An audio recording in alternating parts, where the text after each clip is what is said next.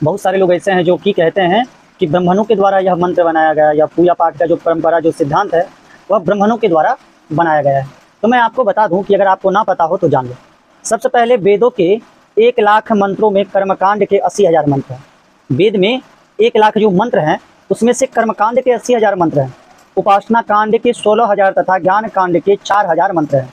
इनमें सबसे अधिक मंत्र कर्मकांड में है, इसीलिए यह पूर्णतः सिद्ध होता है कि वेदों में कर्मकांड के जितने मंत्र हैं उतने अन्य किसी विषयों में नहीं है। इस दृष्टिकोण से यदि यह कहा जाए कि वेदों में कर्मकांड भाग की ही प्रधानता है, इसीलिए वेदों में कर्मकांड, देखिए वेद जो है ना किस चीज़ से जुड़ा हुआ है, बिल्कुल ब्राह्मण से जुड़ा हुआ है, क्योंकि ब्राह्मण ही केवल कर्मकांड इत्यादि पूजा पाठ करवाते हैं। अगर आप भी जानते हैं तो आप भी उस चीज़ को करवा सकते हैं। तो वेदों में यही कहा गया है, इसीलिए वेद के कर्मकांड मंत्रों का प्रधानता सर्वाधिक है। और आगे सुनिए, दिया जाए तो वेद निर्जीव हो जाएंगे, फिर वेद का कोई अस्तित्व नहीं रहेगा। अगर मान लीजिए ये पूजा पाठ इत्यादि बंद हो गया तो फिर वेद का क्या काम, फिर वेद का क्या आवश्यकता है। वैसे मतलब जान रहे हो ना, जो भ्रांत जो चल रहा है उसमें सीधा ऐसा शब्द है कि हिंदू धर्म को सीधा सीधी खत्म कर दिया जाए, क्योंकि हिंदू धर्म अगर कहीं पर टिका हुआ है तो वेद की सिद्धांतों पर टिका हुआ है। इसलिए कर्मकांड भाग से ही वेद जीवित और महत्वपूर्ण है। जन्म से लेकर मृत्यु तक जो भी कर्म होते हैं उसमें वैदिक मंत्रों का निसंदेह प्रयोग किया जाता है। व्यक्ति का 16 संस्कार होता है, जन्म के साथ और मृत्यु के लास्ट तक। इस मध्य में शुरू और लास्ट और बीच के मध्य अगर मिलाया जाए तो टोटल 16 संस्कार होते हैं, जन्म से मृत्यु तक। और आगे सुनिए, उनमें वैदिक मंत्रों का निसंदेह उपयोग किया जाता है। हिंदुओं का उन 16 संस्कारों में वेद मंत्रों का उपयोग किया जाता है, क्योंकि बिना वैदिक मंत्रों के कोई भी कार्य पूर्ण नहीं हो सकता है। वेद में लिखा गया है कि बिना वैदिक मंत्रों के कोई भी कार्य पूर्ण नहीं हो सकता है। वैसे तो कर्मकांड का एक महासागर है, कर्मकांड तो एक महासागर है भावायुक्त, उनका कोई तो वो नहीं है ना। इनकी गहराई को मापना किसी के बस में नहीं है, ये भी याद रखिएगा। जो लोग कहते हैं कि हिंदू देवी देवता इत्यादि फलना चिल्ला जो भी करते हैं उनके लिए बता देता हूँ कि कर्मकांड और वेद के उन मंत्रों को आप वैसे नहीं समझ सकते हैं, अथाह सागर है उसमें। और आगे मैं आपको बता रहा हूँ,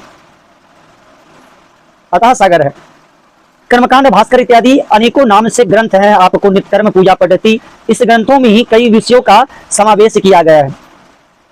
और छात्र जो होते हैं, जो गुरुकुल के जो छात्र होते हैं, वैदिक परंपरा के अनुसार मंत्रों का स्वाध्याय करते हैं। आप देखिएगा कई ऐसे पुस्तक हैं जिनमें ठाकुर प्रसाद इत्यादि बहुत सारे ऐसे लोग हैं जो जिन्होंने पुस्तक को, वेद के उन मंत्रों को अलग करके और एक ग्रंथ के रूप में हम लोगों में प्रस्तुत किया, जिससे लोगों को और समझने में आसानी प्राप्त हुआ। तो भी हमारे आज के वर्तमान में जितने सारे लोग हैं जो मूर्ख लोग हैं, जो हमारे वेद मंत्रों पे, जो हमारे पूजा पाठ इत्यादि पे जो उंगली उठाते हैं, उनके लिए ये कहना है कि आप पहले हमारे वेदों को पढ़ो, आप शुद्ध उच्चारण करो। उसके देखो, जब तक हम किसी भी चीज के बारे में पूर्ण रूप से समझ ना ले, जान ना ले, तब तक हमें उस विषय में बोलना ही नहीं चाहिए। यह हमारा वेद में कहा गया।